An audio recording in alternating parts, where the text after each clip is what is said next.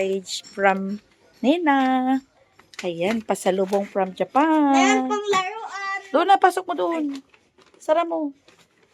Nakamotor lang. Oh, sara mo yung gate.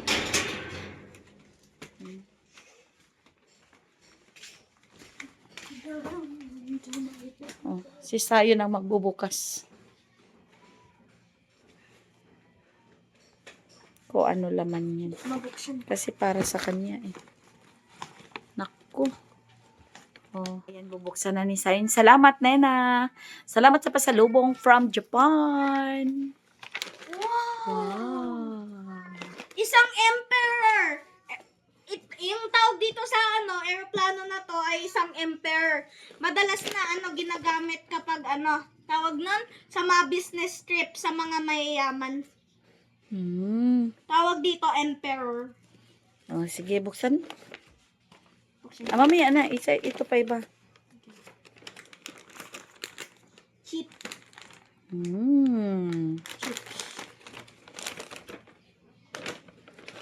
Yes. Ano to? Ay, cookies. Oh, sige.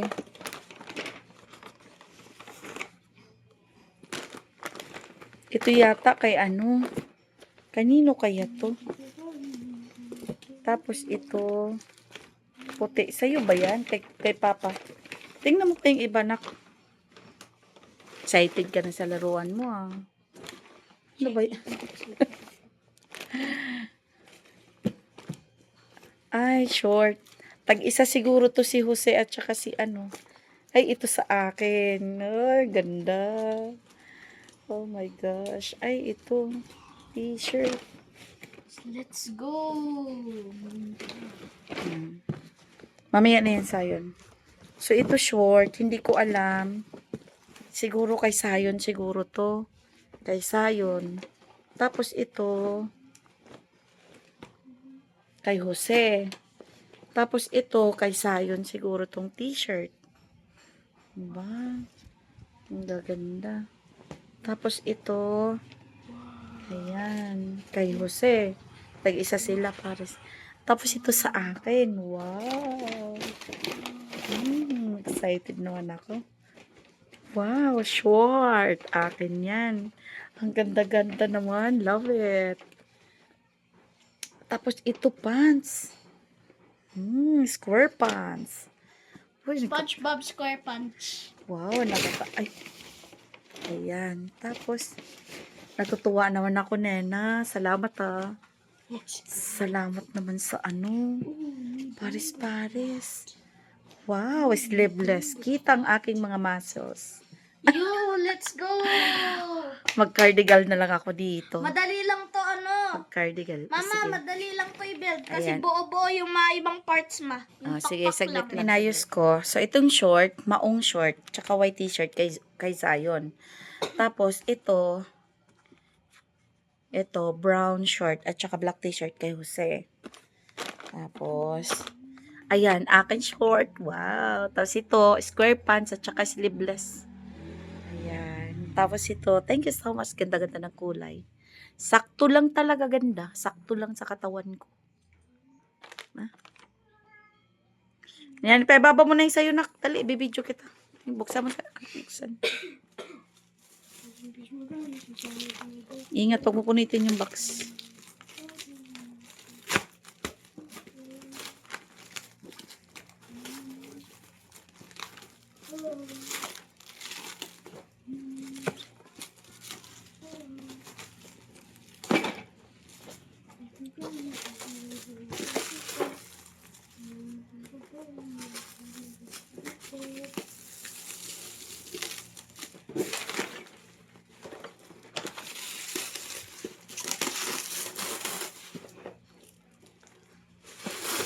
Wow, Diyos ko, Sayon, mahal yan.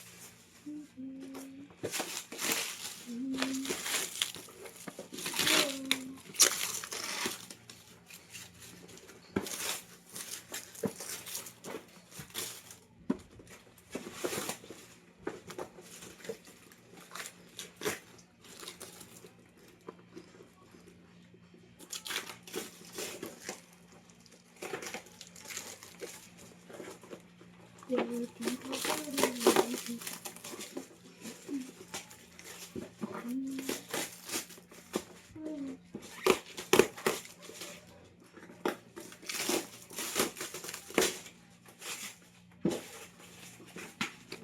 ba? Hindi. Ano yun? Huwag mo punitin ng carton, ha? Gamitan mo ng gunting.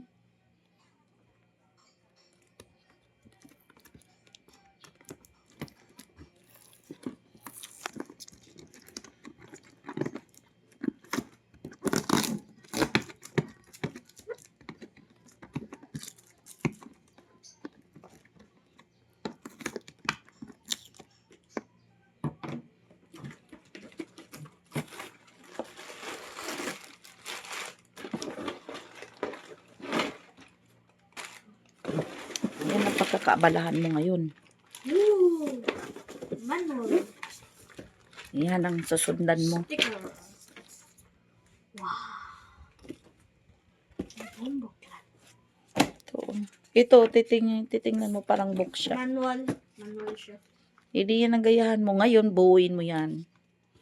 Kasi, inaantay ka ni Tita Nena mo. Kung anong finished product niyan. Kaya? Kaya. Kaya. O, pisahan mo na kaya magluluto pa ako.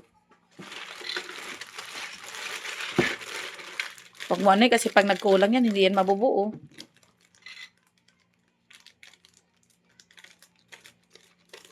Huwag mo punitin yung plastic, yung tape lang.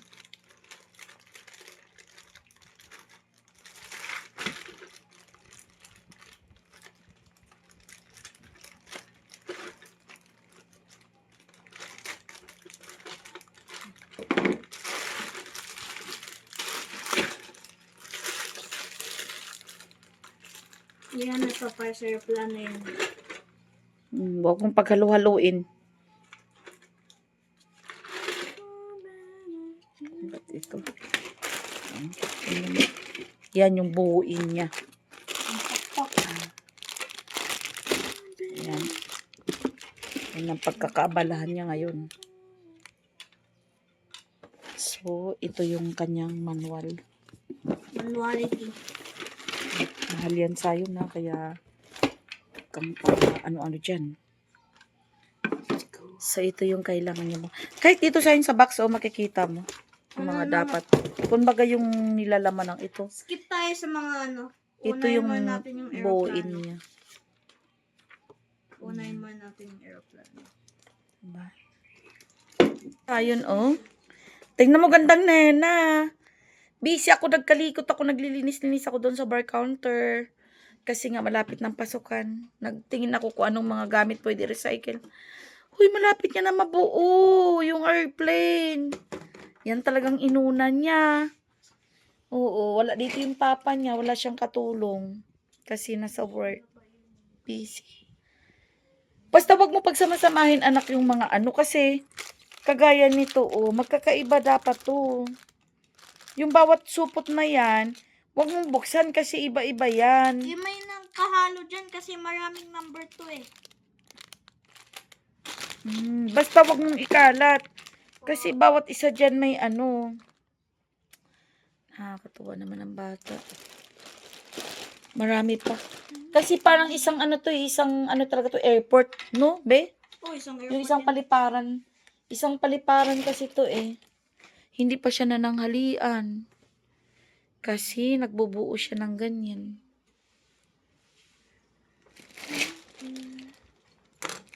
Ito yung dapat niyang mabubuo. Oh, ito. Oh. Yan. Ito yung buuin. Lahat ng mga maliliit na yan. Ay, ito pala. Ito yata. Ewan ko kung anong. Tingnan na lang natin kung anong kakalabasan. Malapit niya na mabuo. Oh. I-open yan, i-close dapat yan. Ito may takip ito. Kailangan nga lalagyan ng bubong mamaya. Lalagyan ko na ng bubong. Kumain ka kaya muna. Yaw, gutom. Wow. Hindi siya gutom kasi minom ka tubig muna pala. Nakainom-inom tubig. Sige, mamaya ulit ibibidyo natin kapag nabuo mo na ng detalyado yung Marami to, actually mahal ito. Kaya nakakahiya din kay Nena. Kay gantang Nena. Tinanong kasi niya si Sayon. Ayun, kung anong pasalubong ang gusto, naku po. Airplane Lego ang sinabi ni Zion. Pricey ito sa Japan pa. Sige, let's see na lang mamaya pag natapos na, no? See you later. Lagay na siya ng sticker. Natapos niya na yung buong airplane, no? Di pa, may part 2 ba bukas yung gulong tas yung mga dito, mga flaps sa gilid. Ilalagay ko lang yung sticker para ready na. Para sa susunod na hamon, ang airport. Yan, okay na. Ito. Oh, Saan ito lalagay? Hawakan mo nga. Hawakan mo yung airplane. Hawak mo. Ayan. Ayan. Oh, diba? Ibaba mo. Yung tapan. Itayo mo nga sa katawan mo. Takip mo sa mukha mo. Itayo mo. Itayo, hindi. Pababa. Ganito. Ganito. Ayan. Kung gaano kalaki yan. Ayan, oh. Ganito siya kahaba. Oh. Oras na to, hindi pa si Sayon natulog. Ayan, may buntot na. Ayan. Ayan, walang idlipan yan. Ayan. Siya lang, wala siyang katulong. Alapit na. Tingnan natin kung itong buong ito, kung mga kailan niya ito matatapos. Ayan. Tingnan niyo yung nasa front. Anong tawag niyan? Helicopter o airplane? airplane. Airplane. Dito nakaupo ang mga pasahero. Passenger. Tapos, dito yung mga pilot. Pilot and co-pilot. Dito, sino upo dito? Yan. Ano yan? Bubong. Sa bubong yan. Ito? Upuan yan eh. Hindi. Ito yung nagbibigay ng ice cream. Tas ito yung cabinet para sa pagkain. Kusina pala yan. Oh. Kitchen. Emperor yan eh. Pag business flight. Pang business flight pala ito. Emperor yan eh. Isipin mo nakasakay dyan si Tita Nena mo. Kaya, naku, Diyos ko. Pangarap kasi ni Sayon maging pilot. Kaya ngayon nakikitaan ko siya na ang galing niya mag-asimbolo. Pero it took hours din bago niya na ganito. Kanina pa to nag-start eh. Mga 11. 11 ka nag-start? 12? 11. 11 siya nag-start. Ngayon Kasi ay... pa yan eh. Bago lang yun na kain. Last dose na.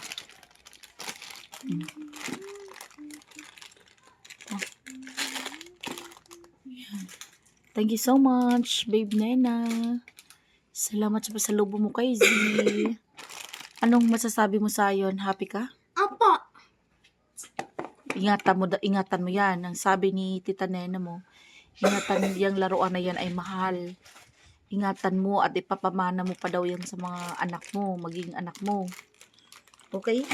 Apa. Hindi yan biro. Kung kami, hindi talaga namin afford yan. Hindi ka namin mabibilhan ng ganyan. Kasi unahin pa ba namin yan, pagkain na lang natin. Unahin yung pagkain, mga basic. So yan, natupad yung pangarap niyang magkaroon ng Lego airplane. Salamat talaga siya nagbigay.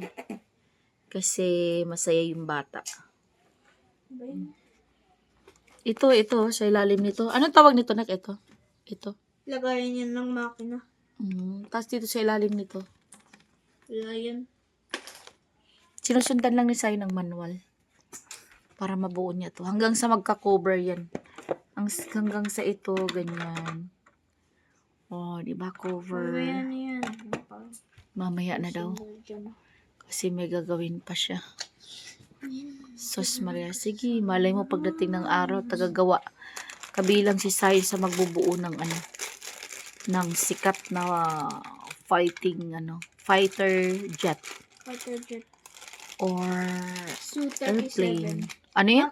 Mama, na palang fighter jet na nakapangalan kay Tita Sudiel. Ano? Su-37. O sabihin mo. Fighter jet. O sabihin mo, Tita Su. Sabihin mo. Tita Su, meron kang fighter jet na kapangalan sa iyo. Su-37. Su-37. Oo, Su-37. O sige. Ayan. Saka na ulit video natin kapag may cover na sa ibabaw. See you later.